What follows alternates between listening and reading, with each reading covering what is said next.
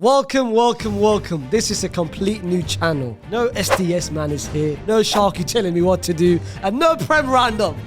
I've had enough of that nonsense. But guys, this channel is dedicated for European content. This channel is dedicated for Madrid, Barcelona, La Liga, Serie A, and all the other leagues around the world, man. So like, subscribe, and share, bro, because there's going to be a lot of content coming your way over the next couple of months. A lot of videos, a lot of watch-alongs, a lot of live shows with special guests around the world, man. And lastly, before I go into the actual video itself, much love for everyone who's been showing love over the past couple of weeks, bro. Ever since I made that tweet telling you guys that I'm about to make YouTube, you guys have showed a lot of love. I didn't even expect it, honestly. I wasn't expecting the reaction. I wasn't even expected to be on nearly 3,000 subs despite not even uploading a video. So guys, much love, man. Gracias. Shukran. Thank you. I don't know if that was cringy or not, but it is. As you guys can see in the title, this is a Madrid review season. The thing is, we can look at this season in different ways. We can look at it from a player perspective.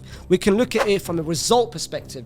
We can look at it from the lack of signings, which comes down to the board. We can look at it from the tactics, which involves the manager. We can look at it so many different ways. I've seen a lot of people on Twitter. I've seen a lot of people even on YouTube. And I've seen a lot of people on TikTok. They've ranked this season. Some people have given it success.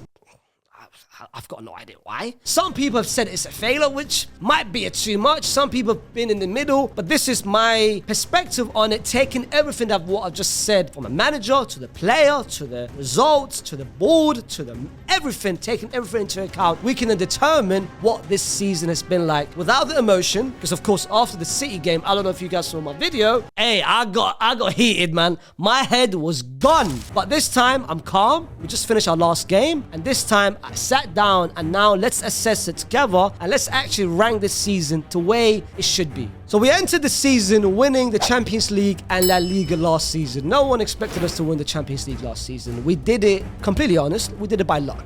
The PSG game, luck.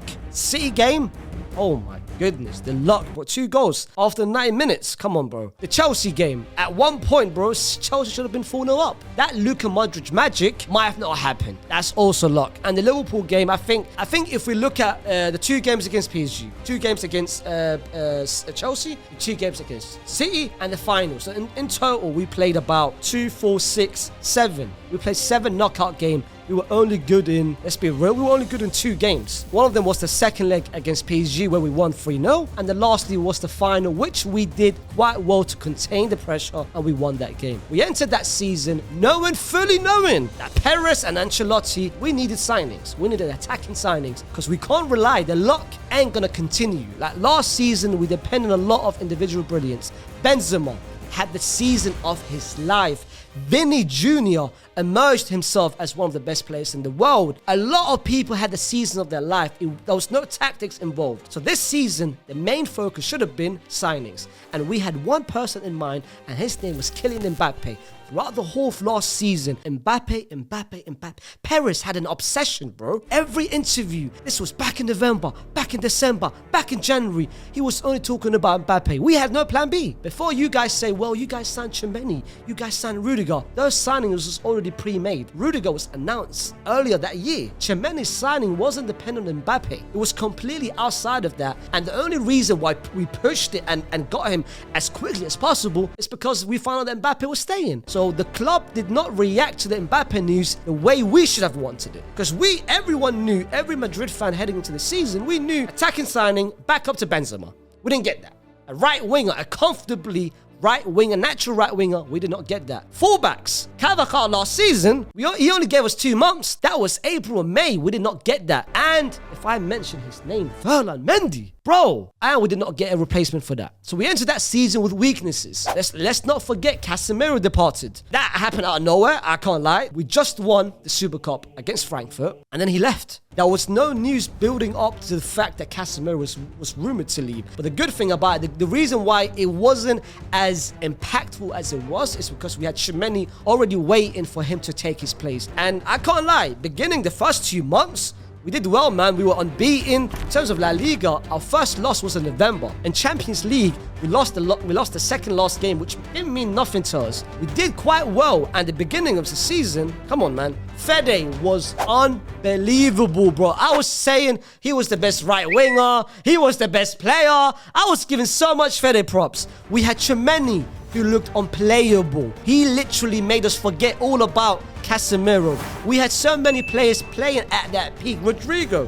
And this is all without Benzema. Against Atletico, we won 2-1 without Benzema. We went away from home at Wanda and we won. Barcelona at home. When is the last time you can comfortably say we beat Barcelona at home? We beat them 3-1, bro, comfortably. And we played much better than them. But then what happened? We lost the game out of nowhere. The game, in my opinion, which turned the season around, which made us think, you know what, we ain't that good, and the result is maybe clouding our judgment, was the game against Girona. We drew that game. A week after, we lost against Rayo Vallecano, our first loss in La Liga. We entered the international breaks not as high as possible. Let's leave it as that. We come after the World Cups. We lose against Villarreal. Fede isn't the Fede as we had. Benzema, injury prone. Vini was our only hope, and we came that season fully knowing Vini's gonna be our savior the same way he was last season. All right, cool. In January, we had Villarreal, where, if you guys have been keeping up in Madrid, going away to Villarreal, it's not an easy game, bro. They caused us so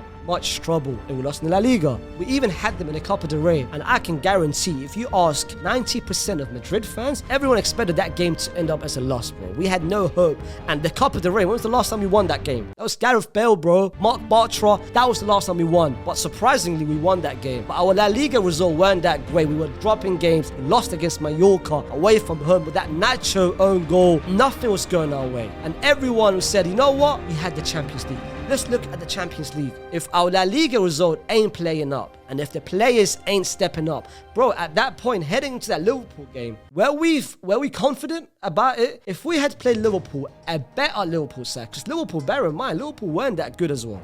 Liverpool's season, as you guys can see, they missed the Champions League. So I don't think we should look at that Liverpool game. Yes, we won 5-2. Yes, we won the second leg. But bro, Liverpool were bad. And we were bad. It was just a matchup of mids, bro. We were just a better mid. You know what I mean? And at that point, heading into the game, Benzema was still not fully 100%. And that's the reason why he missed the World Cup. And I feel like throughout the whole season, we kind of forced Benzema to play certain games. There were certain games, bro, you could see it. Beginning of the game, he weren't feeling 100%. But our problem goes back to the board. And our problem goes back to the beginning of the season. We headed into that season with no backup option. Mariano is not a backup option. I don't understand how Mariano is a professional footballer. You guys have seen my highlights on SDS.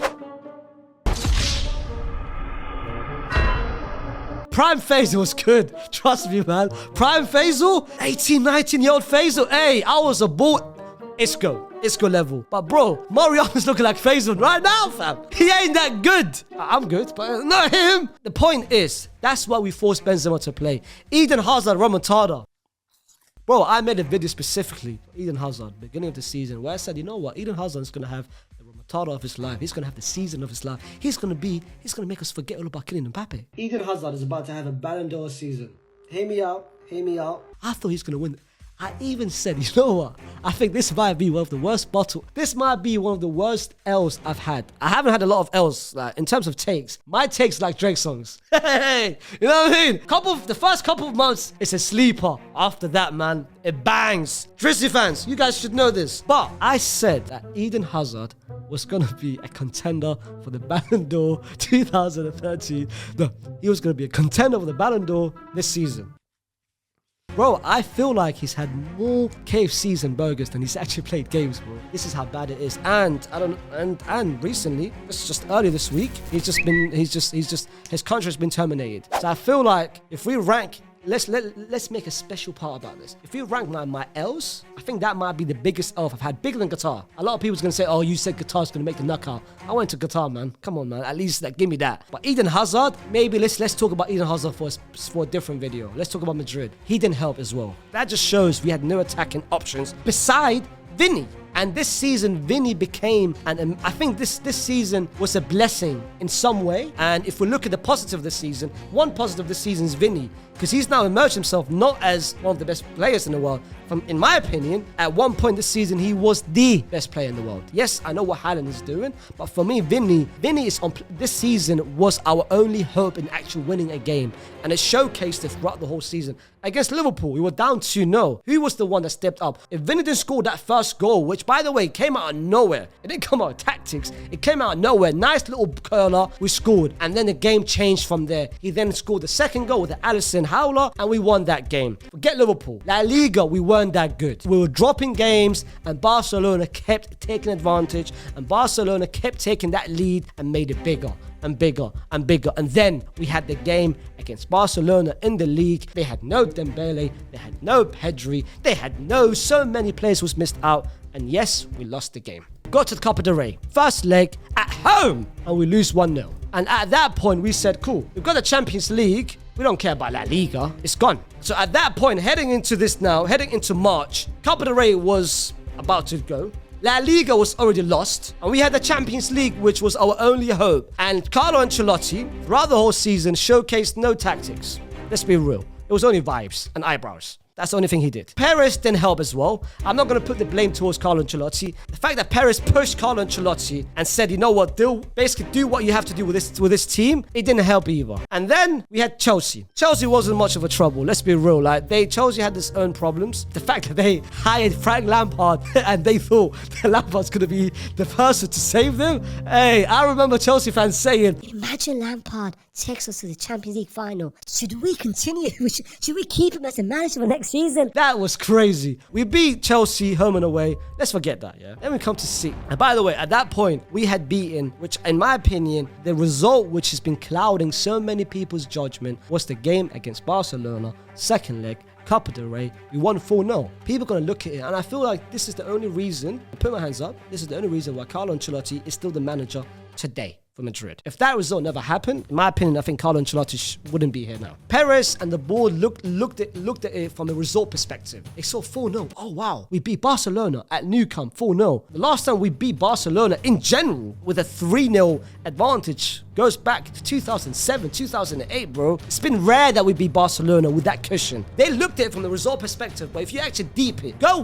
back and watch that game, bro. That full 90 minutes, that game was misleading, Yes, we won 4-0, but it wasn't a dominant 4-0. It wasn't like when Barcelona beat us 5-0. Barcelona, if that first half, they should have been 2-0 up. But we won. We went to the final. And throughout that period, I even forgot we won the Club World Cup. But should we really take that cup seriously? Who did we play in that cup? We played Al Ahly and we played Al Hilal. Big teams in their own respective continents. But I don't think we should look at that trophy and actually say, you know what, we won something major. Then we played the Copa final. We beat Osasuna. It wasn't comfortable, but let's just take it. We won that game. Then it was City. First leg, 1-1. Was it deserved? In a way. That game, in my opinion, looking back at it, I think we should have won that game. And we did not take it. We were 1-0 up. At the beginning of the second half, we did so well the first 15 minutes, but we did not take advantage of it. And then, of course, City did what City had. They scored because of our mistake, and it was 1-1. Second leg, I cannot believe that game. And I think that game, in my opinion, will portray the season. That game was a disgrace from beginning to the end. From everyone. Everyone was awful. Imagine how 10 players were awful and terrible. And the only person who'd stepped up was the goalkeeper, even though we conceded 4 goals. And I think that game highlighted to everyone, all the outsiders, to all the casuals, if this was the first game that you watched Madrid, and you said to yourself, you know what? Madrid ain't that good, you know? City smoked Madrid. How's Madrid 14th time champion? We know this. Madrid fans know this. We've been saying this all this season. Carlo Ancelotti went to that game and played no number 6, no defensive midfielder, even though 12 months ago, we lost against City at Etihad, 4-3 without Casemiro. How can you replicate the same mistake? That I don't understand. So, we lost that game, got destroyed, we lost La Liga, and it was a big lead that we lost it. We won the Copa del Rey, we won the Club World Cup, we won the Super Cup. In total, if you look at it from an outsider point of view, we won 3 trophies. Is it a success? Absolutely not. It's not a success from the player perspective. A lot of players didn't step up. Only person that I would give a Close to is Vinicius Jr. Exceptional this season. In terms of a player perspective, it was actually below average for a lot of players. And especially some people who did well early this season, and the level dropped massively after the World Cup. I don't want to mention names, because one of them is supposed to be my boy. From a manager perspective, I can talk about Carlo Ancelotti for 20, 30, 40, 50 minutes, and I might get cancelled. And this is my first video. So let me just keep my opinions to myself. Carlo Ancelotti, this wasn't your best season. And I feel like I said the same thing last season. And it's been like that throughout your whole managerial career, really. But you're still here next season. I don't understand. In terms of the board, most of the blame goes to Perez. How can you enter this season fully knowing that we need signings and you still said no to it? Even in Jan, Cancelo was available and you said no. I'm happy with Dani Carvajal. How? And then of course, the only thing you did was Garcia. You reactivate that clause and he comes back next summer, which in my opinion is a very, very talented left back. And I think he will do so well on that left-hand side. The result speaks for itself, bro. 4-0, Barcelona, the fact that they have got that lead, bro, they're leading their Liga with more than 10 points, bro. This is embarrassing. And it's not like Barcelona's been great this season. Barcelona have a habit of winning games even though they weren't the best. And that just speaks volumes of Barcelona being reliable and consistent. That speaks volumes to the players and to Xavi, even though I've got my thoughts of Xavi, but fair play to them. They've been consistent throughout the season. We haven't. So that's the result. So if we combine everything into one this season, that's no way I'm going to give it a success. But at the same time, that's no way I'm going to give it a failure, because it wasn't that bad. We weren't clutch enough. If we're looking from a rational perspective, I would give this season a 2 out of 10. That's rational. It wasn't 0. It wasn't 0. It wasn't bad, but it was still bad. 4-0 is bad. Semi-final, biggest stage of them all. You lose 4-0. That is bad. Losing the league to Barcelona, and it wasn't like you lose the league by 1 point, 2 points. Nah, bro, it was over 10 points. That's bad. Copa del Rey, yeah. Hooray, we won Copa del Rey, but okay, like that wasn't our aim heading into the season. Our aim was to retain La Liga, which we didn't, and which was retain the Champions League, which we didn't. That was the aim. Yes, I know it was unrealistic, but that was the aim. You can't not win both trophies and say to yourself, we can't win it. That's the reason why we won it, okay? So overall, I give this season 2 out of 10. Is it harsh? Yes, but it just shows the standards that we have. I know a lot of people can say, you are so ungrateful. You won La Liga and Champions League last season. How can you say that about certain players and certain managers? Bro, I'm so tired of this narrative. Just because we've won so many trophies, I can't complain? Madrid fans have got standards. We expect the best. Every season, we expect the best. This is my opinion. I would like for everyone, all the Madriders out there, even if you're not a Madrid fan, even if you are Barcelona fan, even if you're a Premier League fan, even if Serie A fan, and you want to rank our season, I would love to hear your thoughts on it. Maybe I'm being too harsh because I'm a Madrid fan, but it might be different to you. So if you guys have a different perspective, rank it from 1 to 10 and maybe say why. Give me your reasons why and put it in the comments. But guys, like I said, much love. This is my first video, but I promise this is not going to be the end, and it's going to be a new run. Follow me, man. This is a journey. I'm excited. This is long overdue. I've been wanting to do this for quite long, but I've been lazy. But now, showtime, baby. We're here.